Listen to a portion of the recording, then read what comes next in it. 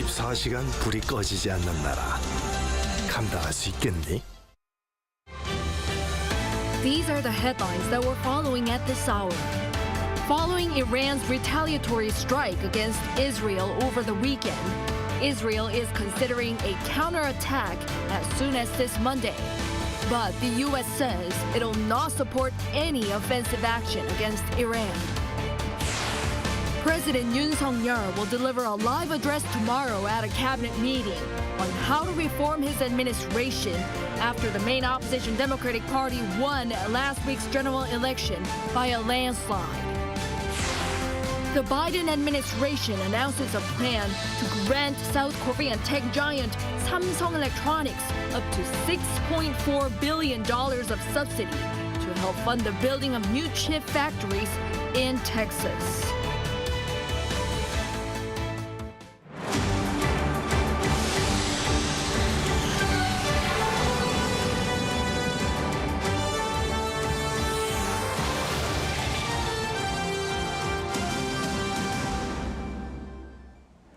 Good evening. It's 9 p.m. here in Seoul.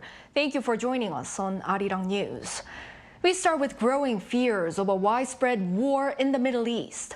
Following Iran's unprecedented retaliatory attack on Israel over the weekend, Israel is weighing its response as soon as this Monday. Our Moon Hae-ryun leads us off. Following the first ever direct overt attack against Israel by Iran from its own territory on Saturday night, involving more than 300 missiles and drones, global leaders are responding with urgency in a bid to ease escalating tensions. The Wall Street Journal reported that US and Western officials are anticipating retaliatory action by Israel as soon as Monday, but are pushing to prevent hostilities from spiraling further out of control as Israel weighs its response to the attack. US President Joe Biden warned that Washington would not participate in any counter-offensives launched against Iran and would only continue to assist in defending Israel, after it helped to shoot down most of the missiles launched on Saturday alongside other allies. Secretary of State Antony Blinken told his counterparts in Jordan, Saudi Arabia, Egypt and Turkey over separate phone calls to reiterate Washington's stance. However, White House National Security Council spokesman John Kirby said that what happens next is up to Israel to decide. It's going to be up to the Israelis to decide what the next step is here. I will just say this. President Biden, since the beginning of this conflict, has worked very hard to keep this from becoming a broader regional war. Leaders of the wealthy group of 7 nations convened a meeting and unanimously condemned Iran's attack. In a statement released by the White House following the meeting, the leaders said that they had demanded Iran cease its attacks and that they stood ready to take further measures in response to future actions that could destabilize the region. The attacks are seen as a response to a suspected Israeli strike on Iran's embassy compound in Syria earlier this month that killed top Revolutionary Guards commanders, and after the months-long war in the Gaza Strip that has led to the loss of thousands of civilian lives. That being said, the damage wrought on Israel was minimal. An Air Force base was reported hit but operational, and a child injured by shrapnel. Moon Hae-ryun, Arirang News. And the international community was quick to respond. The UN Security Council held an emergency meeting over the weekend in New York, where there was a major face-off between ambassadors from Iran and Israel. Our Kim Jong-sil reports. An emergency meeting upon the urgent request of Israel took place on Sunday local time at the UN headquarters in New York. Ambassadors from Iran and Israel both appeared, with Iran claiming the justification of its military strikes on Saturday, saying it only targeted military objectives and were carried out carefully to minimize the potential for escalation. Iran's operation was entirely in the exercise of Iran's inherent right to self-defense, as outlined in Article 51 of the Charter of the United Nations and recognized by international law. The Israeli ambassador to the UN, on the other hand, strongly condemned Iran, saying he has warned continuously and asked the Security Council to take concrete action against Iran's Ayatollah regime. Iran, the #1 global sponsor of terror, has exposed its true face as the destabilizer of the region and the world. UN Secretary General Antonio Guterres called for maximum restraint, saying now is the time to defuse and de-escalate. The Middle East is on the brink. It's time to step back from the brink. It's vital to avoid any action that could lead to major military confrontations on multiple fronts in the Middle East. Most member countries, including South Korea, have urged all parties concerned to come up with measures to prevent further escalation. Kim Jong-sil, Arirang News. In light of the heightened conflict in the Middle East, where Iran's unprecedented attacks on Israel over the weekend, the South Korean government is keeping a close watch on the situation. On Monday, the Ministry of Foreign Affairs held a meeting with its ambassador to Israel, Iran, and Lebanon, as well as the head of the Palestinian office via video to analyze the situation. The Foreign Ministry requested close cooperation to ensure the safety of Korean nationals residing in Israel, Iran, and the Middle East, as well as preparations for any possible impact on national security and the economy. They pledged to continue to monitor risk factors and secure the safety of its nationals. Also in related news, South Korea's fuel tax cut will be extended through June as fears grow over a wider regional conflict in the Middle East. Our economics correspondent Lee Soo-jin tells us more. The South Korean government has decided to extend fuel tax cuts through June as growing tensions in the Middle East are expected to lead to soaring global oil prices. That's according to the opening remarks made by Finance Minister Choi Sang-mok during an emergency economic meeting on Monday. Depending on how the situation continues to develop, risks surrounding energy and supply chains and the volatility in the finance market may grow. As such, the government will remain vigilant and establish a pan-governmental emergency response system to respond accordingly. The government's announcement means that the 25% cut in fuel tax has been extended 2 more months after last being extended through April and February. This cut, which has been in place since January 1st, means fuel tax is currently 615 won, or roughly 44 US cents per liter, rather than roughly 59 cents per liter. This means consumers can save roughly $18 a month on fuel. The decision comes as Iran launched hundreds of drones and missiles toward Israel on Saturday night, 12 days after an Israeli strike on the Iranian embassy complex in Syria. While most of the strikes were reportedly intercepted by Israel and its partners, it has increased fears over a broader war. The government will also maintain the 37% fuel tax cut on diesel and liquefied petroleum gas for 2 more months. With this, the tax on diesel stands at 27 cents and LPG at 9 cents. The finance minister also said that pan-governmental efforts will be made to monitor both domestic and global economic trends in real time to prepare for a range of possible scenarios. Lee Soo-jin, Arirang News. In other news, the U.S. ambassador to the United Nations, Linda Thomas-Greenfield, met with President Yoon Suk-yeol in Seoul on Monday to discuss cooperation within the UN Security Council. Yoon said he looks forward to close cooperation between Seoul and Washington, as both are currently serving as members of the UNSC. Matters discussed were North Korean threats as well as the crises in the Middle East. The U.S. envoy also met with South Korea's ministers of defense and foreign affairs. She explained that Washington is exploring alternatives following Russia's recent veto on renewing the UN panel monitoring sanctions on North Korea. The meetings were held as part of a 4-day visit to Seoul. This is the first trip to South Korea by a U.S. ambassador to the UN since 2016.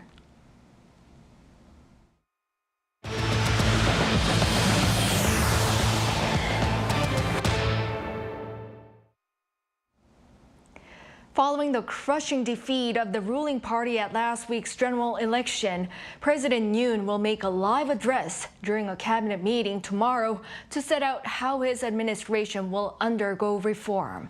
Our correspondent Oh Soo-young has the details. President Yoon Suk-yeol will deliver a live message on Tuesday, laying out how his administration will reform itself after the general election last week handed the opposition an unprecedented majority in parliament. Yoon's officials told the media on Monday that the president will personally convey his remarks on the outcome of the election during the weekly cabinet meeting on Tuesday, rather than hold a press conference or make a televised address to the nation. The leader released a brief statement last week through his chief of staff, vowing to reform his government's management of state affairs and to focus on improving the economy and people's livelihoods. Yoon's speech is likely to set out a more detailed course of self-reform and how his administration plans to work with an opposition-held parliament for the next 3 years, as his major policy initiatives hang in the balance. Yoon's officials have hinted the reform will start with a major overhaul of senior figures in the administration. Once the candidates have been screened, the president is set to name a new chief of staff and prime minister after they offered to resign last Thursday along with all his senior secretaries. While Yoon previously appointed former civil servants as his chief of staff, the incoming candidate is likely to be a political heavyweight who can skillfully work with an opposition-held parliament and make astute responses to major domestic issues and crises. The rumoured candidates are Transport Minister Won Il-yong, former opposition leader and National Unity Committee Chair Kim Han-gil, lawmaker Jang Jae-won and Interior Minister Lee Sang-min. More high-ranking staff, including senior secretaries for press, society and political affairs, are expected to be replaced. But the chief of staff for policy and senior aides for economy and science may retain their positions for continuity. Appointing a new PM could take longer, as it requires parliamentary approval. The likely candidates include Kim Han-gil once again, as well as former Unification Minister Kwon Young-se and ruling party lawmaker Chu Oh-young, who were re-elected for their 5th and 6th terms respectively. To fully reform the management of state affairs, his office is considering a major cabinet reshuffle and a restructuring of the presidential office to make it more receptive to public opinion. This could involve resurrecting the position of Senior Secretary for Civil Affairs, or creating a new division to facilitate better engagement with Parliament and the public. Oh Soo-young, Arirang News. Now to the latest in the standoff between the government and doctors. For the first time since the general election, the government has reiterated its commitment to expanding the medical school admissions quota, while trainee doctors are accusing the government of an abuse of power. Song Yu-jin reports. It seems there's still a big hurdle to overcome in the standoff between the Korean government and trainee doctors regarding the expansion of the medical school admission quota. During Monday's Central Disaster and Safety Countermeasures Headquarters meeting, Health Minister Cho Kyu-hong said the government's will for medical reform remains unchanged. This includes a planned increase in the medical school admission quota by 2,000 from next year to tackle the country's shortage of doctors in essential medical fields and rural regions. We'd urge the medical community to stop their collective action and promptly engage in dialogue.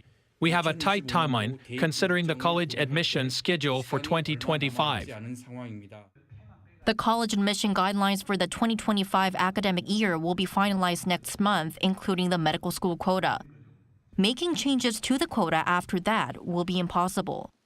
While standing firm on the expansion, the minister mentioned the government's openness to discussing rational and unified alternatives, echoing its previous stance, which hinted at the possibility of adjusting the scale of expansion.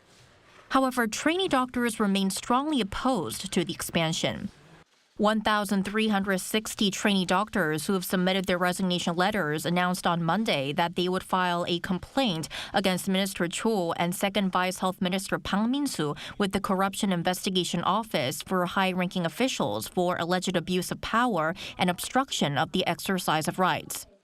They're saying the government misused its power to block hospitals from processing their resignation letters and force them to work against their will by issuing return-to-work orders.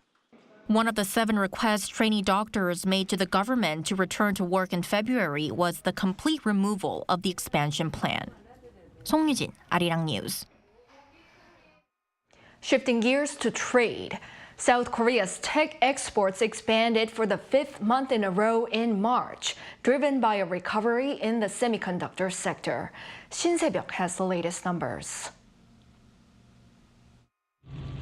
Semiconductor exports have sustained double-digit growth for the 5th consecutive month, driving South Korea's tech sector forward. Data released by the Trade Ministry on Monday shows that ICT exports in March rose 19.4% on year to nearly $18.8 billion. This marked the fifth consecutive month of year-on-year increases for the nation's tech exports overall and the third straight month of double-digit growth. According to the ministry, chips led the charge, with exports reaching $11.7 billion for an increase of 34% on year. The growth in the artificial intelligence market has significantly boosted demand for semiconductors. Recovering demand for IT devices such as mobile phones and PCs has also propelled chip exports to their highest level since June 2022, when they hit $12.5 billion. Other sectors also saw robust growth, indicating a strong recovery in overall ICT exports. Shipments of displays climbed more than 13% on year as both OLED and LCD panel exports were up. Computer exports also recorded a 20% year-on-year increase, marking 3 consecutive months of growth. But the mobile sector as a whole saw its exports tumble by 7% compared to the previous year to $220 million due to a weakened global demand for mobile phone parts. By country, China remains the largest market for exports, with $8.4 billion worth of shipments in March, up 32.5% from last year, and marking year-on-year growth for the 5th consecutive month. Vietnam and the United States followed with exports of $3 billion and $2.3 billion, respectively. Meanwhile, ICT imports for March stood at $11.7 billion, leading to a trade surplus of just over $7 billion. 신세벽, Arirang News. The United States will grant up to $6.4 billion to South Korean tech giant Samsung Electronics to expand its chip fabrication plant in Texas.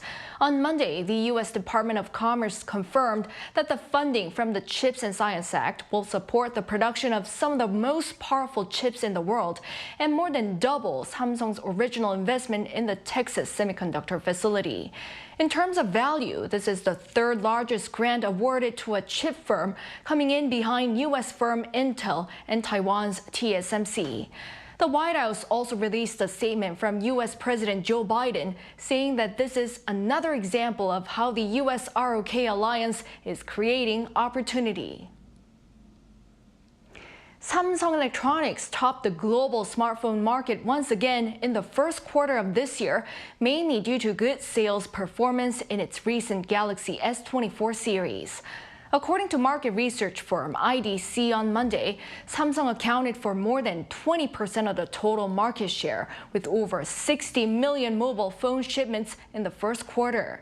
Its rival Apple, which was first place in the fourth quarter of last year, accounted for some 17% to come in second. Chinese manufacturer Xiaomi ranked third place. Now, over in New York on this Monday, former U.S. President Donald Trump is scheduled to stand in a criminal court on charges of bribery to suppress a scandal ahead of the presidential race in 2016. No former U.S. president has stood in court as a criminal defendant in American history. Lee Seung-jae covers this latest development. Donald Trump will become the first former U.S. president to ever stand before a criminal trial, with his lawyers, prosecutors, and Justice Juan Merchan set to pick jurors in a New York courtroom on Monday to hear evidence on charges related to allegations that he paid hush money to prevent a sex scandal ahead of the 2016 presidential election. Trump has been indicted on 34 felony counts for falsifying company records linked to money allegedly paid through his lawyer Michael Cohen to prevent the disclosure of his past sexual relationship with a former adult film star, Stormy Daniels, just before the 2016 presidential election. While Trump faces a total of 4 criminal trials, this is the only criminal case scheduled for trial before the November presidential election. Trump has strongly denied the allegations of manipulating his company's accounting figures and that he had a sexual relationship with Daniels. He has claimed that the allegations are politically motivated by the Democrats. As the defendant in the criminal case, Trump must appear in court throughout the trial scheduled 4 days a week, excluding Wednesdays for about 6 to 8 weeks. So much time spent in court could be a crucial setback for the former president at a time when he should be focusing on his election campaign. While Trump's team of lawyers have made an all-out effort to postpone the trial until after the presidential election, it was not accepted by the court. Each of his 34 indictments carries the possibility of a 4-year prison term, with Trump certain to appeal any guilty verdict and sentence. Lee Seung-jae, Arirang News.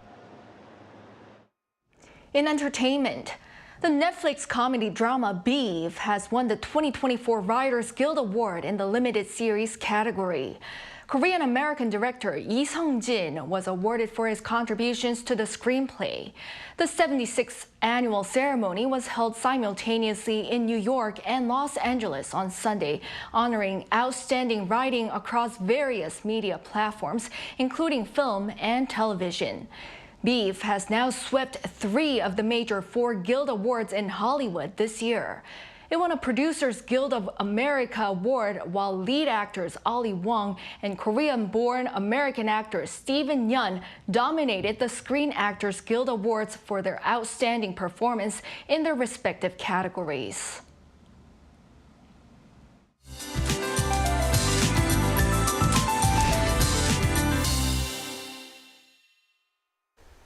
Rain has been falling across the country, suiting the dryness. Looking at the amount of rain, the southern coast of Gyeongsangnam-do province will have the most rain concentrated at up to 60 millimeters. As the rain clouds gradually move eastwards, the rain will gradually die down in the western parts of the country. Early summer heat came around over the weekend, but the high temperatures that soared yesterday were dampened by the rain. Today's daytime temperatures were 5 to 10 degrees lower than yesterday, returning to the levels of previous years. Warm mornings will be seen all over the country tomorrow. Seoul, Daejeon, and Gyeongju at 12 degrees Celsius. By tomorrow morning, most of the rain will have stopped and skies will be clear again from the day. Daily highs will move up to at least 20 degrees nationwide. Warm weather of over 20 degrees will continue throughout the week. That's all for Korea. Here are the weather conditions around the world.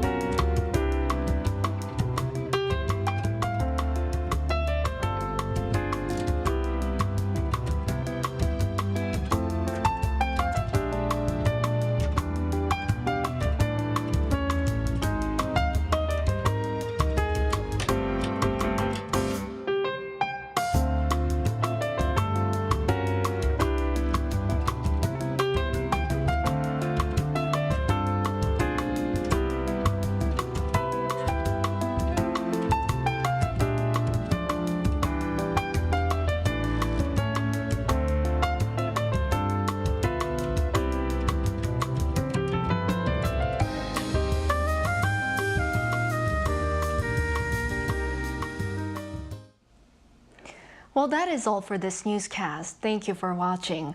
We'll be back at 10 p.m. with the AI headline news. Hope everyone has a great start to the week.